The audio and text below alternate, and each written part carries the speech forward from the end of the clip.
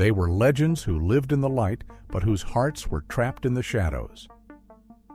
Behind the worldwide hits, the brilliant smiles on stage, and the timeless love songs that define generations, was a singular, unspoken truth.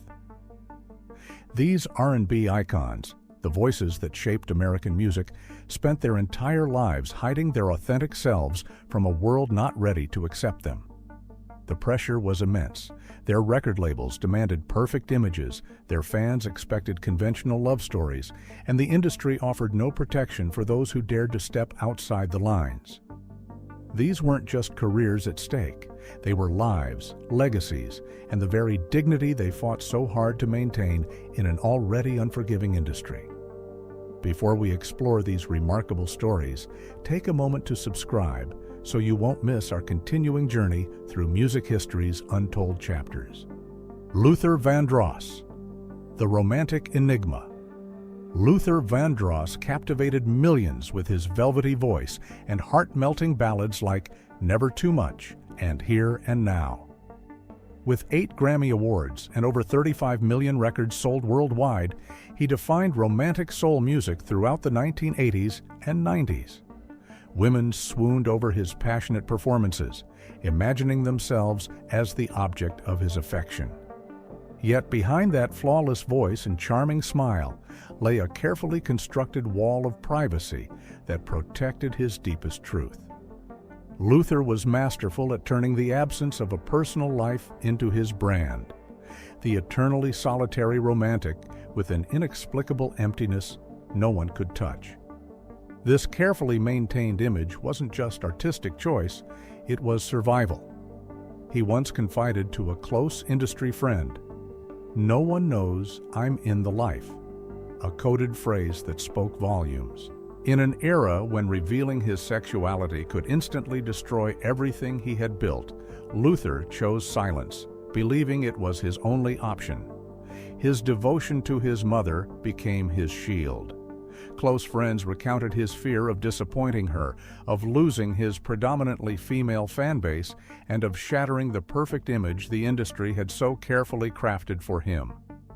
When he socialized, it was with extraordinary discretion. Comedy writer Bruce Vilanch, known in the LGBTQ+ community, recalled that Vandross never dared to even hold anyone's hand in public, fearing scrutiny from the press. The most poignant aspect of Luther's story lies in his music.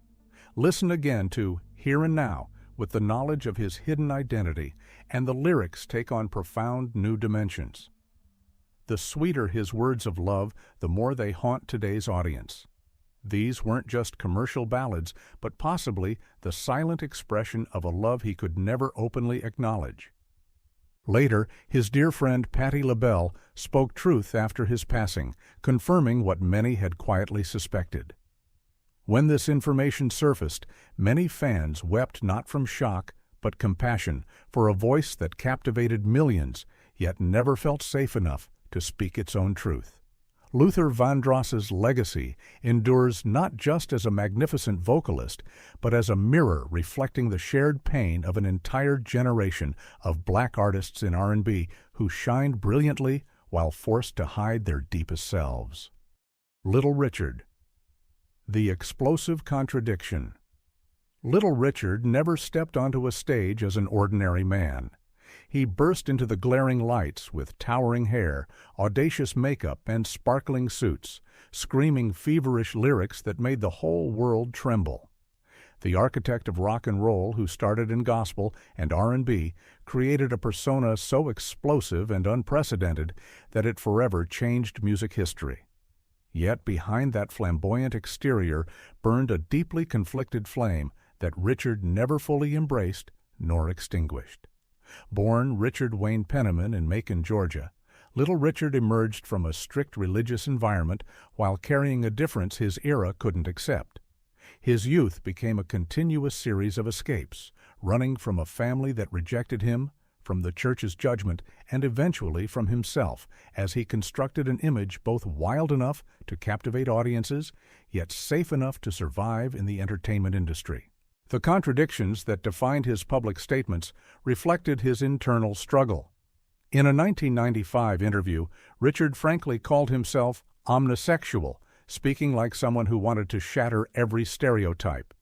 Yet shortly after, he retracted these words, denying them while attempting to revert to a more conventional image. This painful cycle of revelation and denial wasn't just confusing to fans, it revealed a man never fully at peace with himself. Backstage, Richard would confide to close friends that he felt like a flame hidden behind a mask. On stage, he blazed with uninhibited energy, but in his personal life, he never allowed that flame to burn freely. The era was already cruel to black artists. For someone who also challenged gender norms, the consequences seemed too terrifying to risk. Instead, he channeled his truth into his revolutionary performances, using his music to express what he couldn't say directly.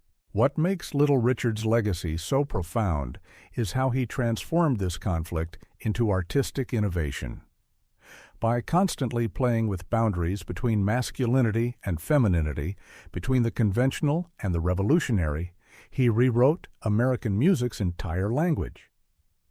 Later artists, from Prince and David Bowie to countless R&B stars, were all influenced by his audacity to touch the forbidden, even when he himself couldn't fully acknowledge it.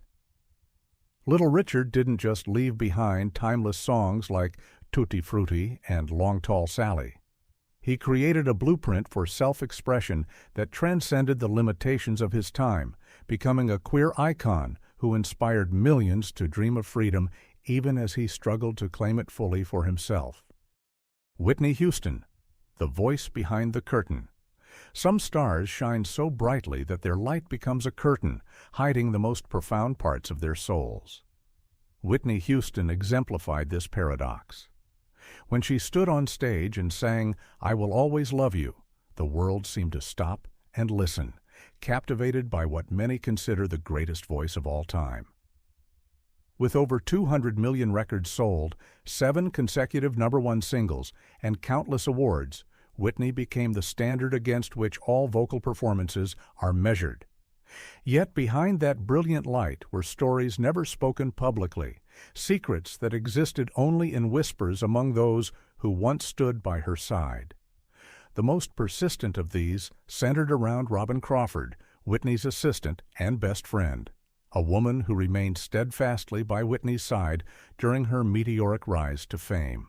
Their bond transcended ordinary friendship, with countless photographs capturing moments of intimate connection that left many questioning the true nature of their relationship. Whitney never addressed these questions publicly. In an industry still harboring deep prejudice, particularly for black female artists, she chose silence to protect her career and her image as America's sweetheart. This silence came with a tremendous price: the inability to acknowledge what might have been the most significant relationship in her personal life.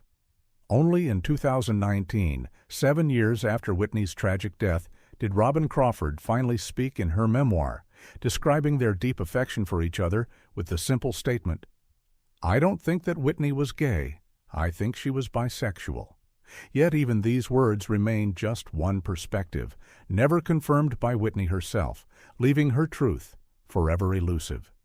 The pressure on Whitney came from every direction. Clive Davis was building her as a crossover star who needed to appeal to white America.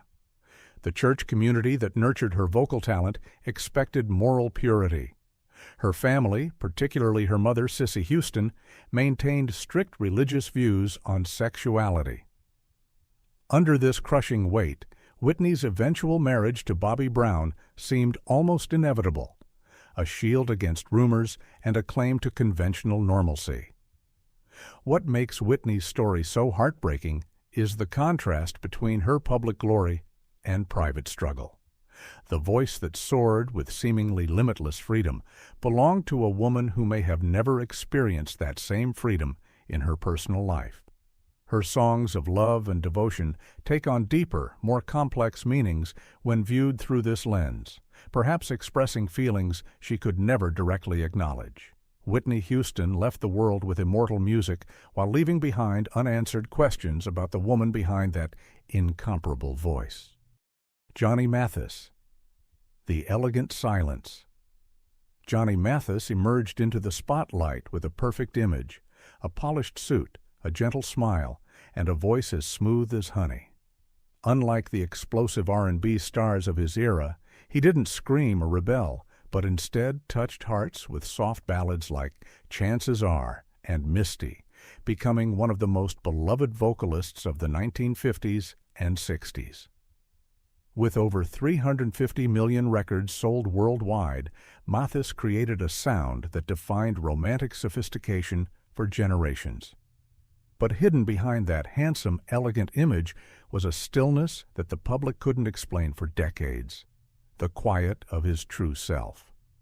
In 1982, during what should have been a routine interview with U.S. Magazine, Mathis made an unexpected statement that momentarily lifted the veil.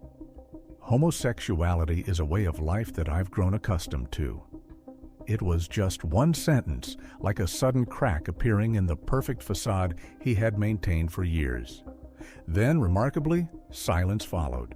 No confirmation, no explanation, no further public conversations. The magazine published the quote, but in an era before internet archives, the story faded quickly. Mathis continued his career, singing love songs that now carried an additional layer of meaning while that statement hung in the air like an unresolved melody. This silence only intensified curiosity. Industry friends noted that Johnny was always intensely private, rarely revealing details about his personal life. While his contemporaries made headlines with marriages and relationships, Mathis remained a solitary figure, focusing public attention entirely on his music rather than himself. Some believed he chose silence to protect his career in an unforgiving era, while others saw it as his way of maintaining dignity and privacy. What's remarkable is that Johnny Mathis never fully denied his brief moment of openness.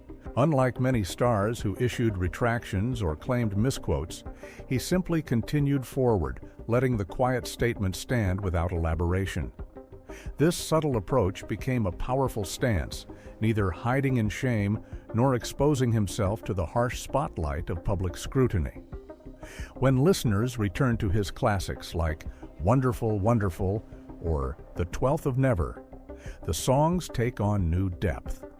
The tender vulnerability in his voice speaks of love that transcends labels, creating space for audiences to find their own reflections in his music.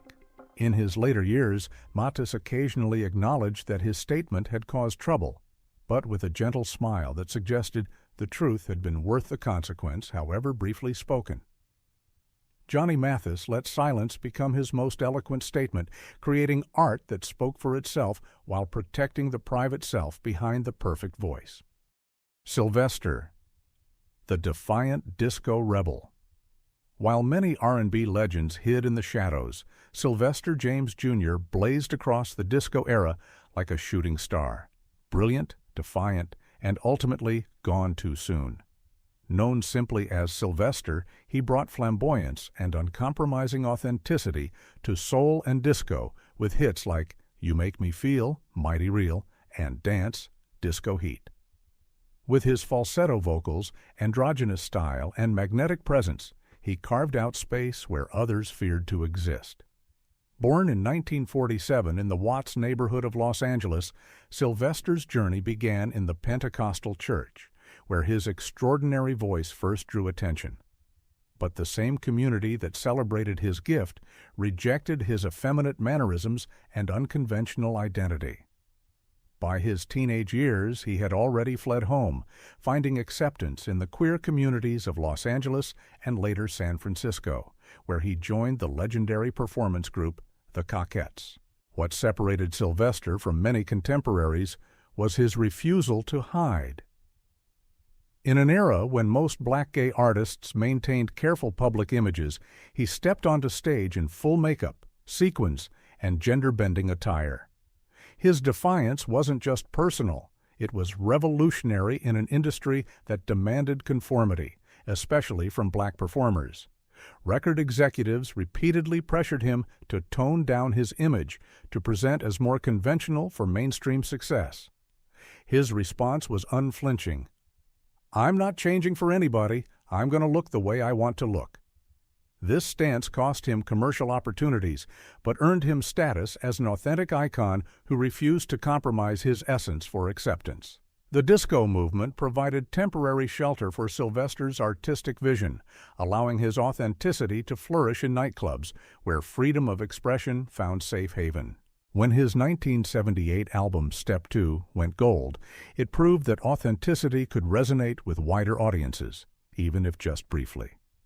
Yet, as disco fell from favor and the AIDS crisis devastated the gay community, Sylvester's star began to fade from the mainstream.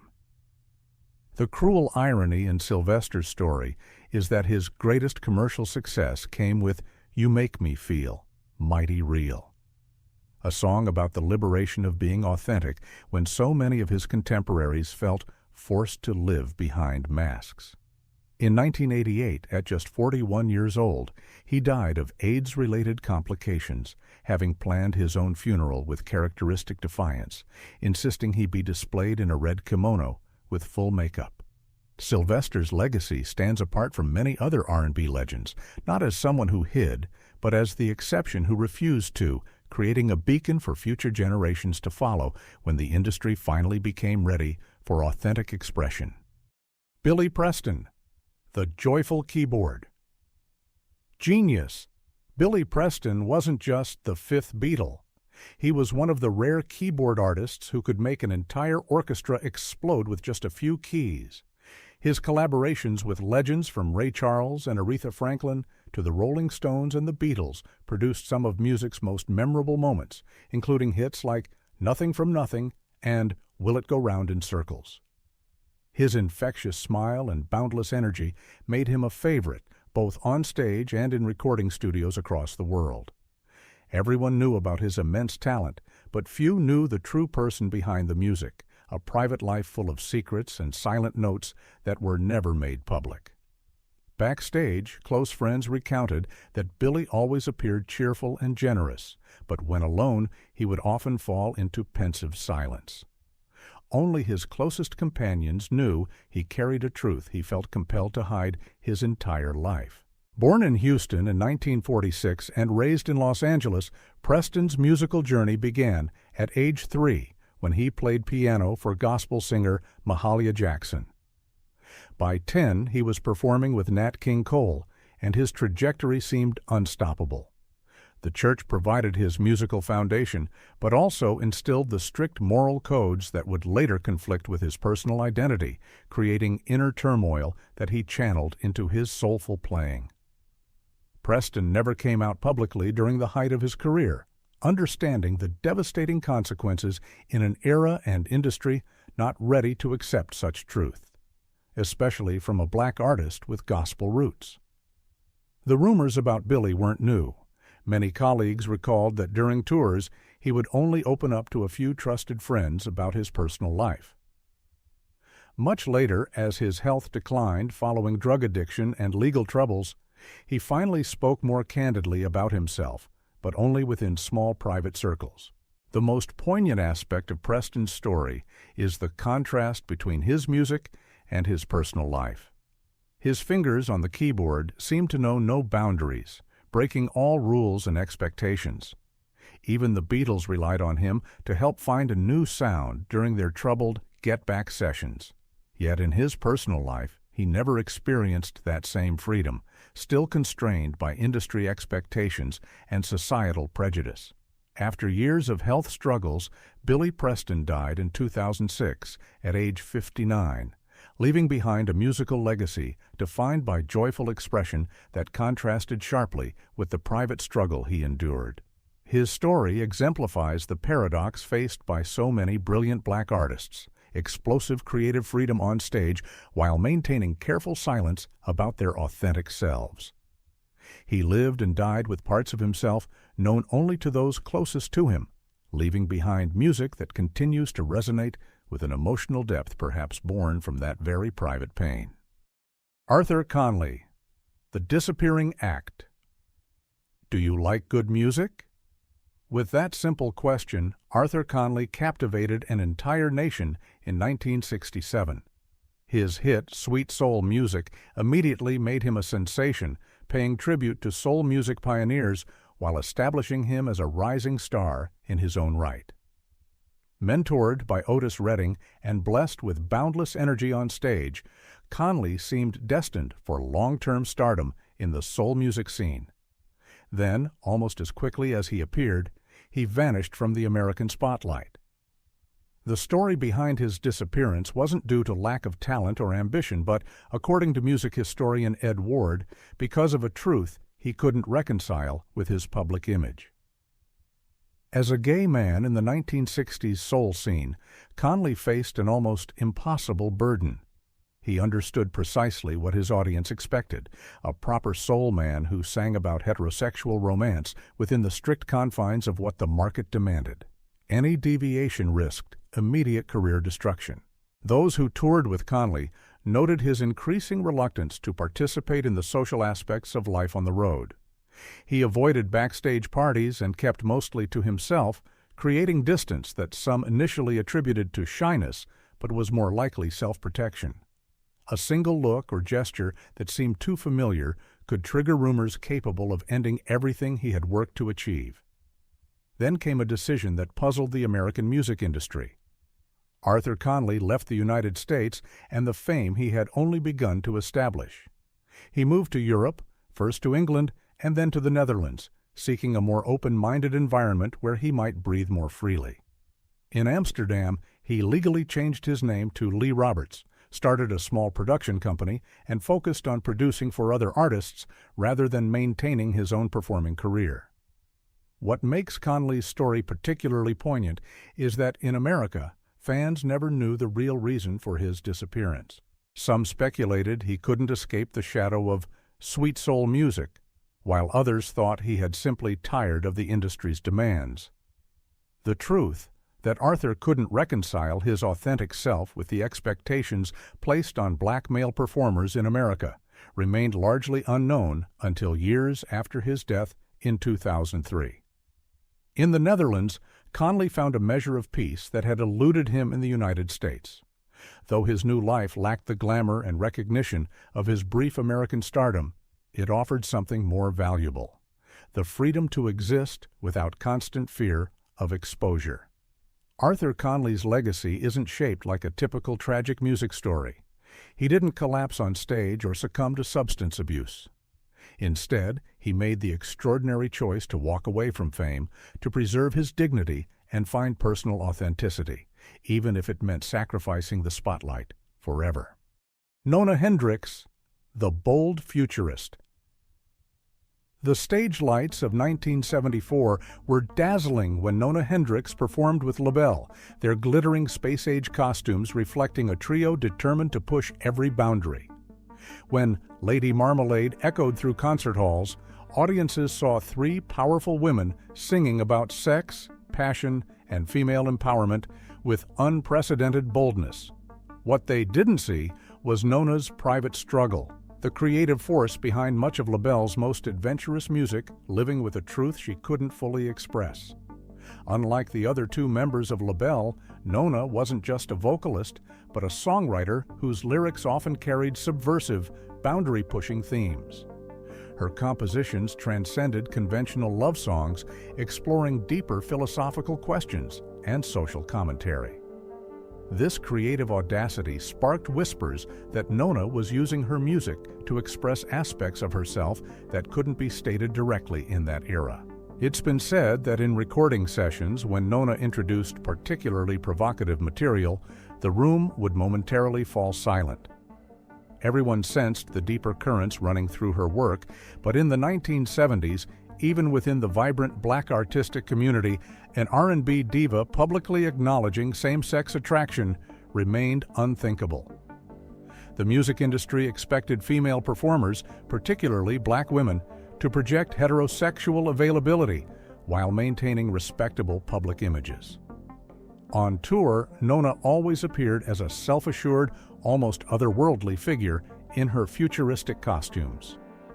But after the lights dimmed, stories circulated about her private relationships and her close connections with women in the industry. Insiders suggested that without societal barriers, Nona likely wouldn't have needed to compartmentalize her life so strictly. Patti LaBelle, her bandmate, later hinted that Nona was always braver in her music than circumstances allowed her to be in her public life. What distinguishes Nona's story from many contemporaries is her eventual openness. Years after LaBelle's 1970s heyday, when her career had shifted towards solo work and producing, she began acknowledging her fluid sexuality in interviews.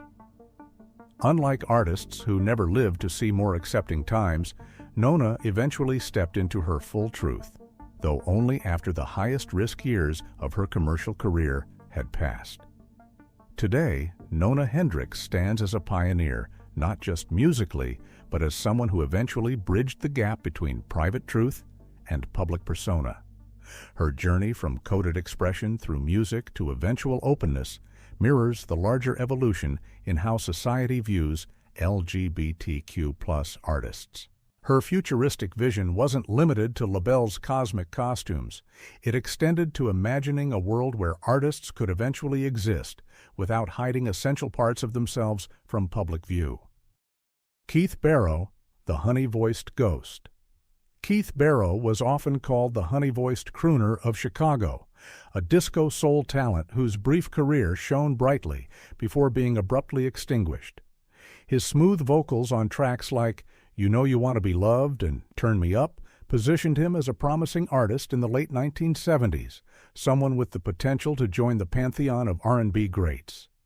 Yet today, his name has faded to near obscurity, remembered primarily by devoted soul music collectors rather than the mainstream audience he deserved. Behind Barrow's gentle smile and romantic image lay a life of profound contradiction. To the public, he was a handsome young man singing about heterosexual love with convincing passion. Behind the studio doors, those closest to him knew his authentic affections didn't align with the image his career required. This discrepancy created constant tension for the young singer, how to maintain a perfectly romantic persona while struggling with his true feelings.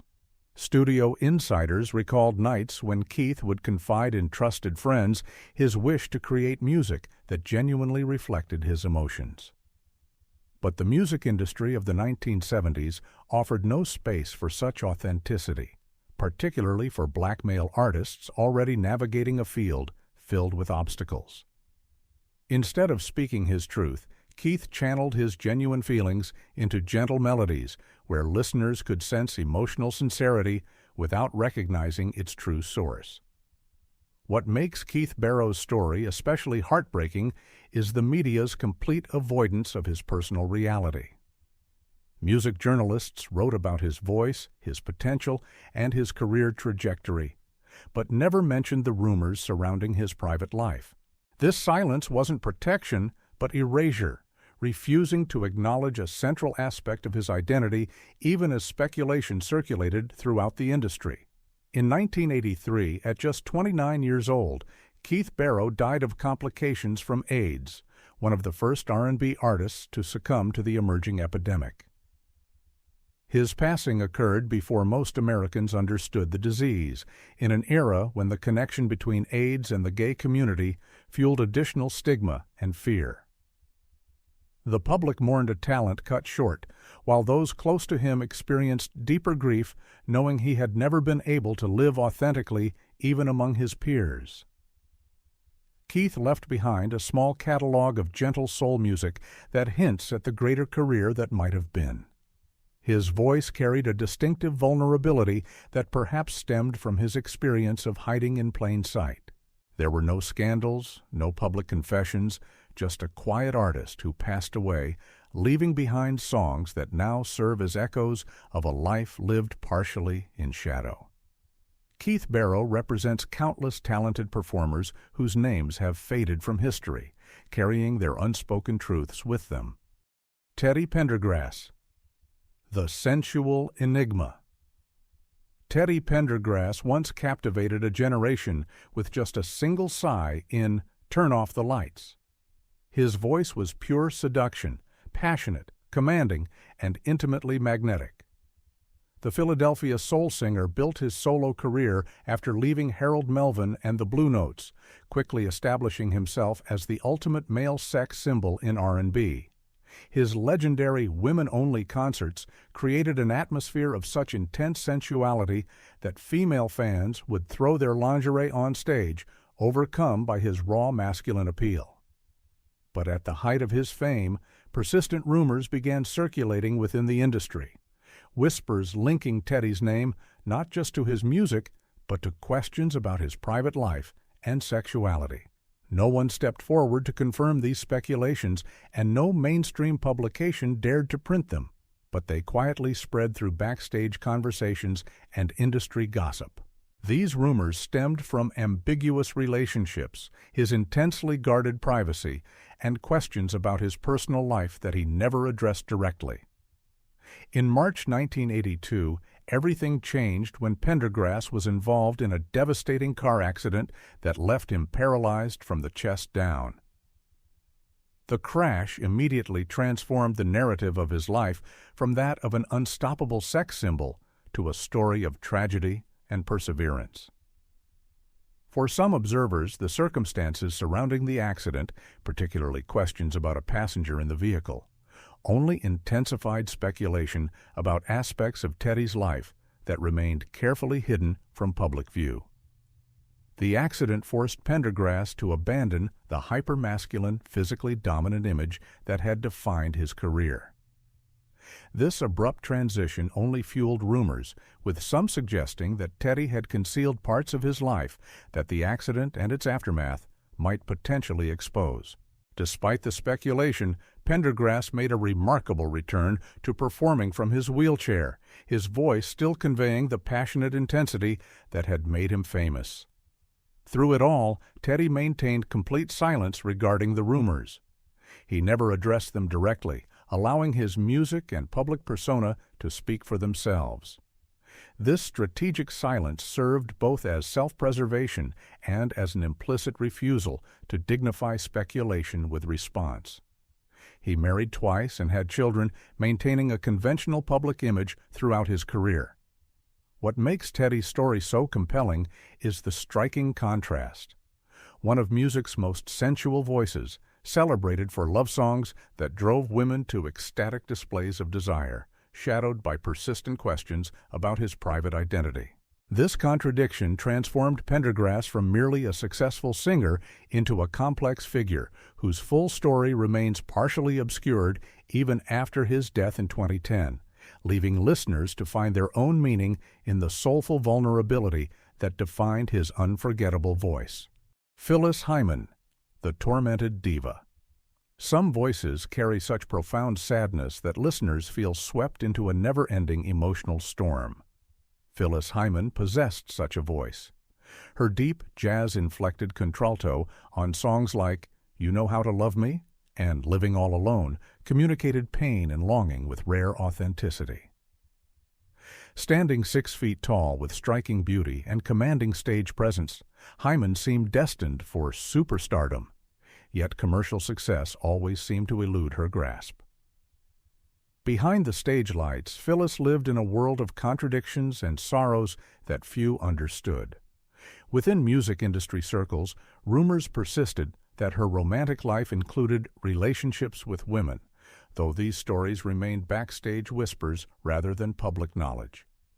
There were no verified accounts, no published revelations, just persistent speculation about why someone so talented and beautiful maintained such carefully guarded privacy about her personal relationships. What haunts Phyllis's legacy isn't just her magnificent voice, but the turbulence of her inner world. She battled bipolar disorder and depression long before mental health was openly discussed, particularly in Black communities. Her struggles with alcohol often intensified these conditions, creating a cycle of self-medication that friends observed with increasing concern. When she sang Living All Alone, the isolation in her voice wasn't performance, but lived experience. The music industry of the 1970s and 80s offered no safe space for Black female artists to express fluid sexuality.